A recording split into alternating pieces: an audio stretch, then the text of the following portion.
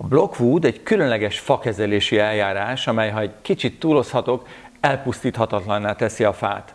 A blockwood egy technológiaként kerül értékesítésre, franchise-ként, és ilyen módon a tervünk szerint az egész világ faiparát forradalmasíthatja.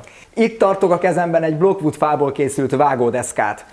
A blockwood fák nem csak víztűrőkké válnak, hanem a kezelés hatására egyrészt nem fogják szívni a nedvességet csak minimális mértékben, kb. 30%-ban az eredetihez képest, másrészt nem vetemednek, ami egy nagyon fontos dolog. Fognak majd látni videót erről, amikor a hangszerekről beszélünk, hogy mennyire nem változtatja az alakját a fa akár hosszú időn keresztül. Ezen kívül nem gombásodik, nem penészedik, antibakteriális, és van még egy különleges tulajdonsága, ami minden más hőkezelt fához képest jelentős előnnyel bír, ez pedig az, hogy az építkezéseken építési fának is, szerkezeti fának is használható, mivel a statikai szakító szilárdsága 15-20%-kal nő. Szinte minden egyes fánál végigcsináltuk ezeket a kísérleteket, amit kezeltünk. Valójában mondhatjuk azt, hogy újra kell gondolnunk, hogy mit lehet fából készíteni. Tehát ezek a tulajdonságok nem csak egy kicsit jobbá teszik a fát, nem csak néhány százalékot spórolnak az elhasználódási időn és így tovább, hanem igazából új kategóriákat nyitnak. Gondoljon csak bele, ezekkel a tulajdonságokkal egészen új lehetőségek sora nyílik meg a fa számára. Nem tudom, hogy mondhatom-e, hogy a blockwood kezelt fa vízálló víztűrő, talán ez túlzás, mert fölvesz valamennyi vizet, de nagyon könnyen leadja alakváltozás nélkül. Emellett, hogy sokkal tartósabbá válik, akár a kártevőkkel, akár a gombákkal szemben, statikailag is használható. Tehát építkezéseken, például az Amerikai Egyesült Államokban iszonyatos mennyiségű fát használnak fel, ahol a rovarkártevők igazi veszedelmet jelentenek, ahol a fa mennyisége, a felhasznált fa mennyisége a statikai tűrő képességétől is függ. Gondoljon bele, a blockwood kezelt fa könnyebbé válik és erősebbé. Kevesebb fát kell felhasználni ugyanahoz az eredményhez, úgy, hogy aztán a szú nem fogja megenni. Egy díjnyertes találmányról beszélünk, amely elnyerte egyrészt a Konstruma nagydíját, másrészt a Soproni Egyetem nagydíját. Mi mindent lehet készíteni blockwood kezelt fából? Lássuk. Például konyhai eszközöket, bútorokat és burkolatokat. Fürdőszobai eszközöket, fürdőszobai burkolatokat, csempéket, padlókat, de lehet kültéri padlókat, kültéri eszközöket, asztalokat, székeket, szaletliket. Az építőiparban használható tetőgerendák építésére a zöld mérgező anyagban mártott gerendák helyett használhat blockwoodból készült gerendát. Bármilyen bútorokat, amik egyébként vizes helységekben vannak, nem vizes helységben levő bútorokat is természetesen lehet készíteni. Lehet készíteni belőle ajtókat, ablakokat. Ráadásul van egy rendkívüli tulajdonsága, hogy az anyagában színezetté válik, így pácolásra nincs szükség, az egész világostól az egész sötétig tudja ezt használni. Hajó és uszoda burkolatoknak szintén használható. Lehet belőle házburkolatokat készíteni. És hangszereket is. Ez egy nagyon fontos dolog. Kiderült, hogy rendkívül jó minőségű hangszerfákat lehet blockwoodból készíteni. Két területen pedig specialistává szeretnénk válni. Az egyik ezek közül a fürdőszoba. Ugye a fürdőszobai fahasználat rendkívül divatos. Rengeteg magazin ír róla, rengeteg trükk és módszer van arra, hogy hogyan lehet a fát egy kicsit is víztűrőbbé tenni, de mindig nagyon komoly felületkezelés, vegyszerhasználat és leizzadás kíséri ezt a vágyat, hogy a fa melegét, a fa szépségét a fürdőszobában is használjuk. És nagyon sokan szeretnének fából készült fürdőszobát, hogy a természetet be tudják hozni az otthonaikba. Ez a blockwood fával lehetővé vált. Gyakorlatilag a víztűrő képessége olyan magas szintű, hogy akár zuhanyrácsot csinálhatunk belőle, facsempét, padlóburkolatot minden további nélkül. Itt mutatjuk azt a fürdőszobát, amit mi magunk készítettünk el, és vittünk már el kiállításokra. Ezen a fürdőszobán például nagyon-nagyon jól látszik még egy dolog. Ez pedig, hogy a fa teljes színében, teljes keresztmetszetében változik. Ahogy az előbb bemutatott, vágódeszkán is ugyanez látható. Ez a fa, amit itt sötét és világos színben láthat ön is, ez ugyanabból a fából készült, az egyiket tovább kezeltük és egy picit magasabb hőmérsékleten. Ez azt jelenti, hogy nem szükséges a fát kezelni, nem szükséges a fát pácolni, mert önmagában a saját színének a legvilágosabb árnyalatától egészen a legsötétebb árnyalatig bármilyen fát elő tudunk belőle állítani, és ez gyönyörűen látszik a fürdőszobában a korláton is, illetve azokon az elemeken, amiket ide a fürdőszoba mellé, mint teraszelemeket tettünk. Sokan állítják, hogy a Blockwood fakezelési eljárás gyönyörűvé teszi a fát. Egyetértünk velük. Úgyhogy a fürdőszoba az egyik extrém terület, ahol hatalmas előrelépési lehetőségek vannak. Hiszem, hogy belső építészek, tervezők ezután fognak csak új alkalmazási lehetőségeket találni a meglévő ötleteken túl. A fürdőszobai fa használat egy olyan magas vággyal kapcsolódik össze, hogy emberek folyamatosan bombáznak minket azzal kapcsolatban, hogy mikor lesz már a faanyag hozzáférhető. Temérdek elképzelésük, temérdek ötletük van arra, hogy hogyan lesz otthonosabb, melegebb a fürdőszoba a fa használatával. Rengeteg tervezőiroda, faipari felhasználó és gyártó üzem vezetője, tulajdonosa keresett meg bennünket, hogy mikor lesz végre fa. Rengetegen jelentkeztek közülük, hogy magát a technológiát is átvennék. Másik nagy terület, ahol a Blockwood fának hatalmas lehetőségei vannak, az a hangszeripar, konkrétan a hangszerfa területe. Itt tartok a kezemben például egy Blockwood fából készült dobot, de készült belőle már hegedű, marimba, xilofon. A Blockwood fák azért különlegesek a hangszerészek szerint, mert rendkívül alaktartóak és rendkívül jól tartják meg a hangzásukat hosszú-hosszú időn keresztül.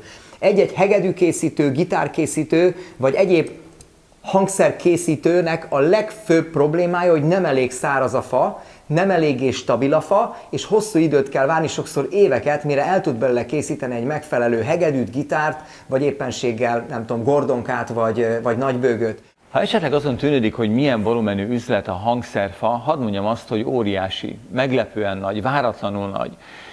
A hangszerek megfelelő minőségű fája egy ritkaság, valójában világpiaci hiány van, mivel a trópusi fák exportját limitálták, egyes országokban teljesen tiltják. Ilyen módon a Blockwood egy hiányt tud betölteni. Egyrészt a Tomi által már említett tulajdonságai miatt, másrészt pedig, mert a hangzása is megfelelő, hangzása is különleges a hagyományos fákhoz képest. Fontos, hogy az eddig használt hangszerfákon kívül, mint a paliszander és az akác, olyan fák is bekerülhetnek a hangszerfák közé, és ezt majd fogjuk mutatni, amelyek eddig értéktelen fának minősültek. A kezelés révén a hangzása, a pengése, így mondták a zenészek, megváltozik a fának. Elmentünk Igric Sándor nyugdíjas hangszerkészítőhöz, aki egyébként az Operaháznak volt éveken keresztül az egyik ütős hangszerese, aki már egy éve kísérletezik a Blockwood fákkal. Nézzük meg, mit tapasztalt egy év után. Sándor, itt vagyunk a műhelyedben, ahol a hangszereket készíted. Mi a tapasztalat? A Blockwood fával egy éve kezdtetek el dolgozni, akkor került ide be.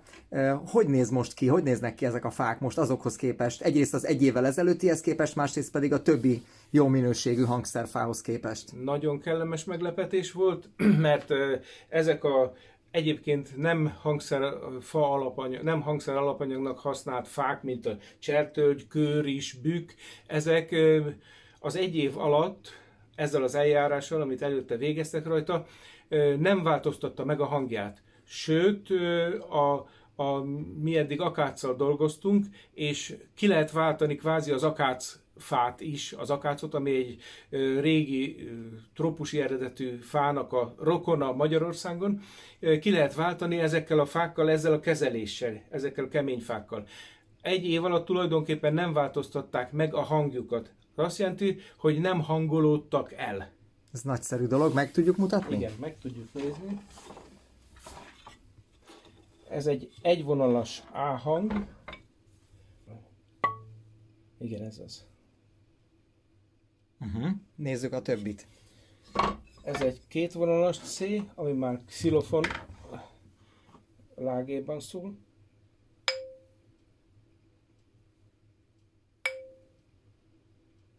Tökéletes. Ez egy háromvonalas C.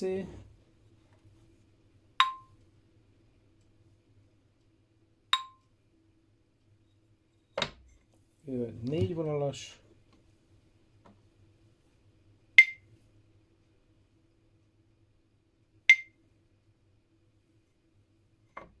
Ez pedig egy 50-as C. Mi a véleményed a Blockwood technológiával készült fák hangszerként történő használatához? Mely hangszerekhez lehet jó? Mi már a hegedűkészítőnek odaadtuk, aki azt mondta, hogy remek, dobot készítettünk belőle, te viszont más típusú hangszereket készítesz. Igen, ugye itt ennél a xilofonoknál, marimbáknál a fa az maga a rezonátor, tehát ő szólal meg, nem mint egy test, mint egy rezonáló test, vagy mint egy dobtest, nem úgy működik, hanem saját maga szólal meg, és én megfelelőnek találom minőségileg, hangminőségileg is, és elhangolódás, ami mi nálunk nagyon-nagyon fontos, elhangolódás szempontjából is tartja a hangját. Én szerintem biztos, hogy lesz jövője. Ha én 20 évvel fiatalabb lennék, akkor nagyon keményen beleállnék, és nagyon keményen elkezdenék foglalkozni vele. Sajnos már nekem nincsen annyi idő valószínűleg. Úgyhogy... Azért még fogunk tudni némi fát biztosítani a fennmaradó időszakban is. Oké, megpróbáljuk. Köszönöm szépen. A piackutatási eredmények és az ismert statisztikai adatok alapján már évek óta tudjuk, és látjuk, hogy mekkora az igény, és mekkora igények vannak kültéri fa esetében, és mekkora igény mutatkozik egyáltalán a vízállóság tekintetében a fákra. Az egyik fő célpiacunk az Amerikai Egyesült Államok, nyilván nem az első, de talán a legnagyobb, ahol a minőségi, helyi erdőkből származó fák iránt az igény rendkívül nagy. Ennek megfelelően fel is vettük a kapcsolatot egy mexikói, az amerikai határhoz közel működő fateleppel és annak a vezetőjével, akivel egy személyes tárgyalásunk volt itt Magyarországon, Budapesten. Ennek az érdekessége, hogy nem mi kerestük őt meg, hanem ő talált meg bennünket, és felhívott bennünket telefonon, aztán vette a kalapját, azt a nagyot, és fölült egy repülőre, és idejött, és megnézte a kísérleti üzemet, majd jelezte felénk, hogy szeretne kizárólagos jogokat kapni az Egyesült Államokra és Közép-Amerikára. Következő kérdés, amit fel kell tennünk, hogy mekkora üzlet ez egyáltalán? Mekkora az éves fa felhasználás a világon, és egyáltalán mennyi fát vásárolnak, használnak az emberek. A statisztikai adatok azt mutatják, hogy 4,5 milliárd köbméter a világ éves fa felhasználása, ebből körülbelül 15% kültéri felhasználásra megy. Ezek azok a fák, ugye, amelyek időjárásnak ki vannak téve, tehát különösen potenciális mondjuk a Blockwood fa szempontjából. Ha ennek az 1/1000-ről beszélünk, számoljuk, az 720 000 köbméter évente. Ha ezt mi gyártanánk, akkor naponta 2250 köbméter fát kéne előállítanunk, ami azt jelenti, hogy körülbelül 100, mint az ön nappalia, körülbelül akkora méretű kemencét kéne fölállítanunk, ami egyébként azt jelenteni, hogy mi rendelkeznénk a világ legnagyobb faipari üzemével. Ne ijedjen meg, nem szándékozunk létrehozni a világ legnagyobb faipari üzemét, hanem ehelyett magát a technológiát franchise-ként értékesítjük, és a világon sok száz, sok ezer faipari vállalkozónak, akinek már megvan a kapcsolatrendszere, megvan a tőkéje, megvan a célja, megvan a hozzáértése. És az üzeme. És az üzeme, adunk lehetőséget arra, hogy a Blockwood technológiával egy szinten magasabbra emelje az üzletét. Nem a fát hozzuk az üzembe, hanem az üzemet visszük a fához. Így van, így van. Igazából a technológiai értékesítés egy folyamatosan újra termelődő gigaüzletet hoz létre. Egyrészt a kemence értékesítés, a franchise jog megvásárlása után a jogdíjak, a folyamatosan minden sütés után befolyó jövedelem része ennek a vállalkozásnak. Ez azt jelenti, hogy egy folyamatos növekedést prognosztizálhatunk. Ha megnézzük a világ legnagyobb fafelhasználó országait, akkor az első ebben Kína, a második az USA, a harmadik pedig Németország, a maga hatalmas felhasználásával, ahol egyébként indulunk, és egyébként a projektcégünk is német müncheni központtal. Oké, mekkora profitra számíthatunk, hogyha franchise jogokat értékesítünk? Ha 150 franchise-t értékesítünk komplett üzemként, ami azért nem egy nagy szám, tehát 150. Hát valószínűleg Magyarország és környező 2-3 országban a 150 az meg is lesz, Németországban valószínűleg ennek a többszörösére számíthatunk, az USA-ban pedig ki tudja mennyi lesz, mert az USA lakossága és az USA fa felhasználása jelenleg is gigantikus. Ez azt jelenteni egyébként, hogy 6,8 milliárd forint körüli nyereséget prognosztizálhatunk ennyi licenc értékesítéséből, az összes befolyó profitból. Dr. Varga Miklóssal és dr. Török Tamás franchise szakértőkkel beszélgettünk itt a stúdióban. Itt üdvözölhetem a stúdióban Varga Miklós és Török Tamás franchise szakértőket. Nagyon köszönöm, hogy itt vagytok. Mi is köszönjük a meghívást. Miki és Tamás, egy franchise rendszernek, hadd kérdezzem meg tőletek, mennyi időbe telik egy franchise rendszernek a kidolgozása, amíg abból az a dokumentum halmaz, ami aztán működtetni fogja magát a rendszert, az össze tud állni? A franchise jellegétől függően néhány 10 oldaltól akár több 100 oldalas franchise könyv tud készülni, attól függ, hát nyilvánvaló egy kis postafiók üzemeltetése, mint franchise, teljesen más, mint hogyha valaki valami nagyon komoly műszaki tartalommal rendelkező franchise, technológiai franchise-t épít föl, ahol nagyon komoly technológiai leírásokat is tartalmaz maga a franchise. Úgyhogy ez változó, másfél hónaptól fél évig tart körülbelül. Mondjuk egy Blockwood esetében, amit azért nagyjából ismertek, hiszen találkoztatok már velünk többször. Másfél-két hónap alatt el tud készülni, nyilván akkor mással nem foglalkozik az ember, csak ezzel. Igen. Ti ennek melyik részét készítitek ilyenkor, amikor egy ilyen franchise rendszert összeraktok? Alapvetően azt segítjük, hogy van egy váz, a könyvnek van egy olyan fejezet része, ahol a fejezetek alpontokba rendeződnek, a cégnek az adataitól kezdve a technológiai leírásokig. Nyilván mi nem fogunk technológiai leírást készíteni, hiszen akkor azt a cég kell, hogy biztosítsa. Azt a cég kell, hogy biztosítsa. Mi viszont összerakjuk ezt az egész anyagot, és azokat a jogi dolgokat még hozzárendeljük, amik szükségesek ahhoz, hogy ez kerek egész legyen. Onnantól, hogy elindul egy rajt, milyen lépései vannak ennek? Hát egy közös beszélgetésen túl kell esni, hogy egyáltalán megtudjuk, hogy mi maga a franchise. Ugye itt van egy technológia, egy Blockwood elnevezésű technológia, ennek a technológiának a franchise-osítása fog majd megtörténni. Tamás, miért érdemes franchise rendszerben gondolkodni, ahelyett, hogy az ember így kimenjen a piacra és elkezdje értékesíteni a termékét? Kint nálunk az USA-ban ez nagyon elterjedt dolog a franchise-ozás. Az egyik fő oka az, hogy végül is maga a szisztéma viszi az üzletet. Tehát, mint például a McDonald's-ra alapozva, ott is tinédzserek viszik az egész üzletet. Tehát nem tudás számít, hanem maga, hogyha a szisztém ki van dolgozva tökéletesen, majdnem, hogy egy adott sikerrel van szó. Milyen mélységig érdemes kidolgozni ezeket a üzletrészeket? Teljes mélységébe. Tehát ez szintén a franchise-tól függően a dolog.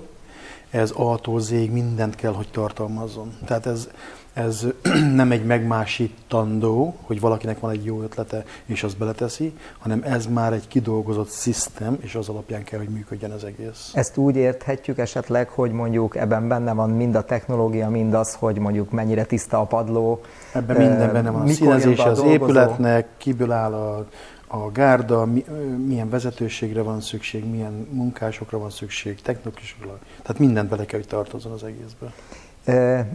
Milyen esetekben javasoljátok azt, hogy valaki egy franchise dolgozzon inkább ki, mint hogy mondjuk elkezd értékesíteni szanaszéjjel a világban? Hát ugye, ha már az Egyesült Államokat említettük, ott a gazdaság 72%-a franchise rendszerben működik.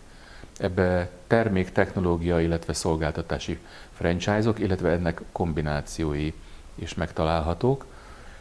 Ugye technológiai franchise-zal ritkában találkozik az ember, mert az egy gyártelephelyen valahol egy franchise rendszerben valami készül, és maximum a végtermékkel, lásd a Blockwoodot is, egy végtermékkel fog majd a vevő találkozni, a felhasználó, de az, hogy ez hogy készül, az feltétlenül a végső felhasználó számára teljesen indifferens. Neki az a lényeg, hogy maga a termék az egységes legyen. És mindegy, hogy ezt mondjuk az USA 50 államán belül, vagy a világ bármely pontján, ahova elkerülnek a franchise-ol, ezek a gépek, hogy hol készülnek, mindenhol ugyanazt a minőséget kell, hogy tudja, és maga a leírás, amit tartalmaz a franchise könyv, az pont ezt szabályozza, hogy ettől nem lehet eltérni. Természetesen, ha olyan visszajelzések vannak, akkor, hogy valamit változtatni kell, akkor azt a franchise tulajdonos, a franchisor az megváltoztathatja és módosíthat rajta, de aki átveszi a franchise-t, az semmiképpen. Tehát annak tartania kell magát a leírásokhoz. Ez az egyik. A másik, hogy a dinamikus növekedés egyik alapfeltétele az, hogy hát jó lenne minél több helyen eladni ezt a franchise-t, és ugye a franchise-nak van egy lényegi eleme, az pedig az, hogy mindig az átvevő finanszíroz. Tehát legyen egy bemutatóterem, egy olyan minta technológiai helyszín, ahol meg lehet ismertetni és be lehet tanítani a dolgozókat arra, hogy a franchise-t működtetni képesek legyenek.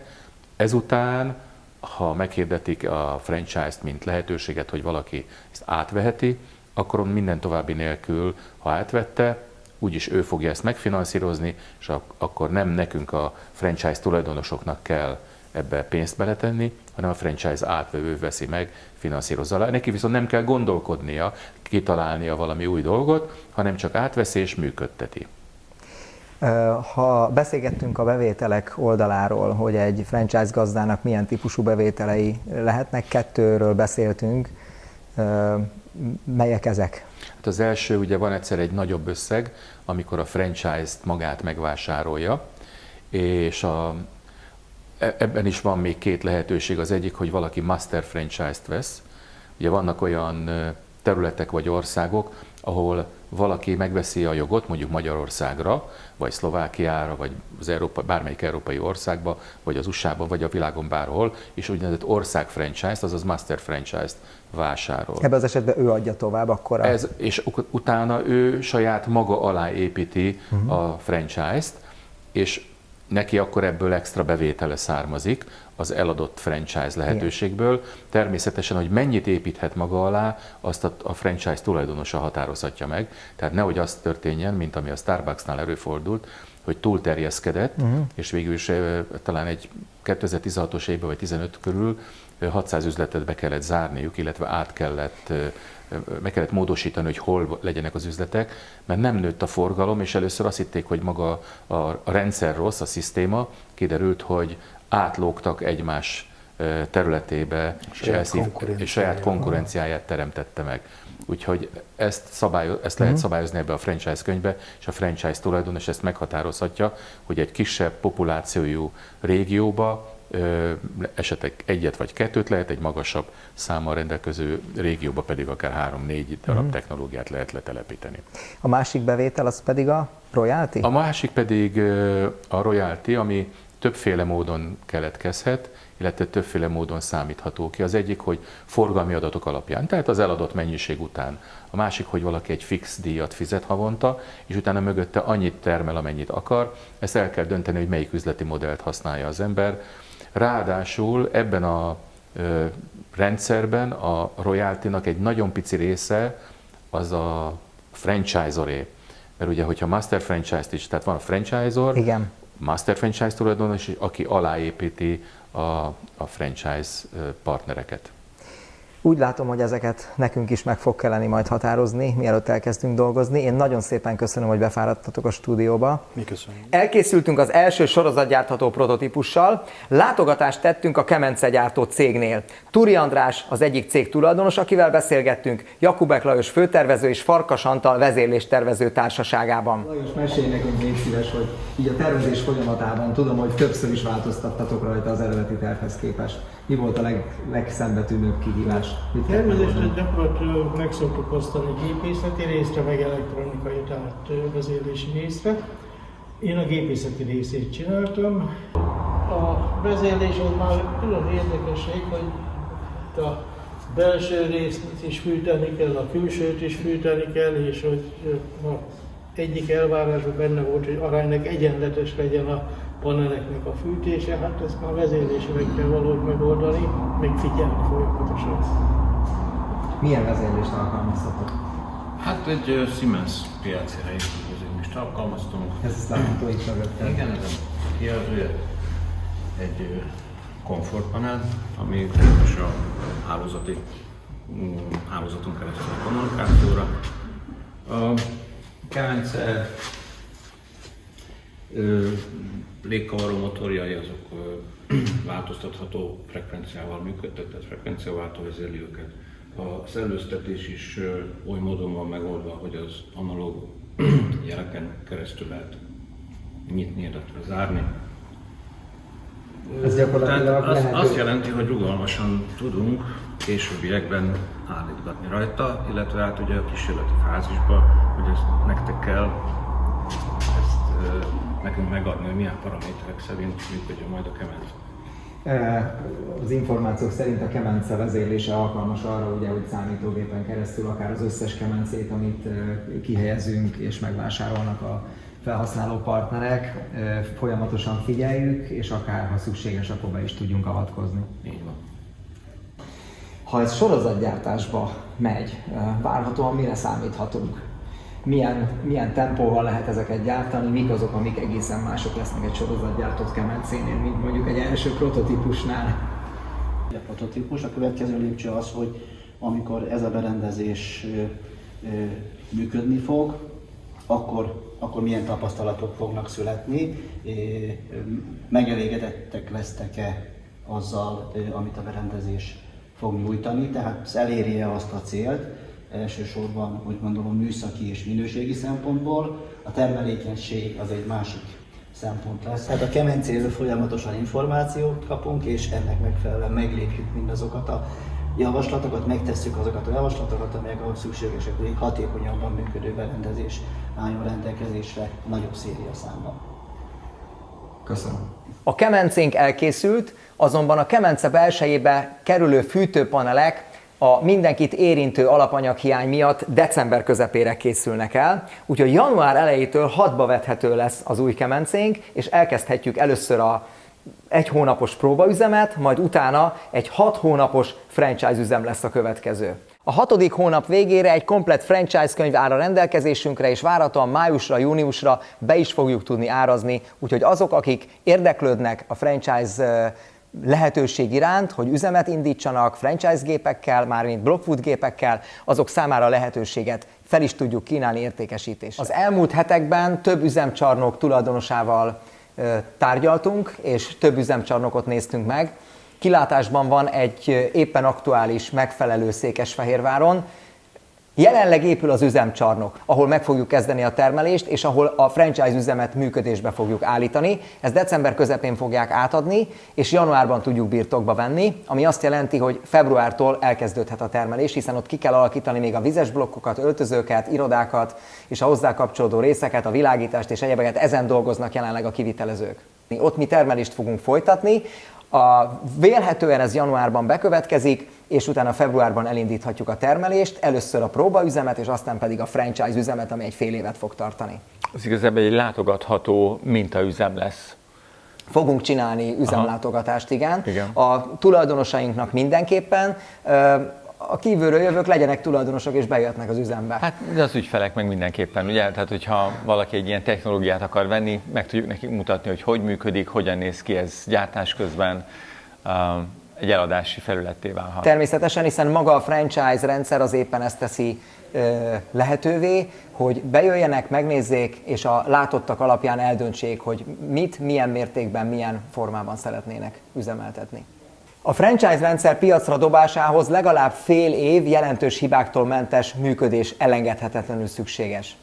Ebből 3 hónap tesztüzem, 3 hónap pedig teljes üzem, ahol már sorozatgyártásban gyártjuk a kemencéinkkel a Blockwood fákat. Egyébként a jövő év elején elkezdünk építeni egy nagyobb gépet, hiszen a jelenleg megépült gépünk 1 köbméter fát képes egyszerre kezelni, a nagyobbik gép pedig 3 köbméter fát fog tudni kezelni, amelynek az építését vélhetően akkor kezdjük meg, amikor az első tapasztalatokat megszereztük a jelenleg működő gépnek a tesztüzemeltetése során. Tehát várhatóan, amikor a franchise-t indítjuk majd nyáron, addigra már készen leszünk a nagyobbik géppel is.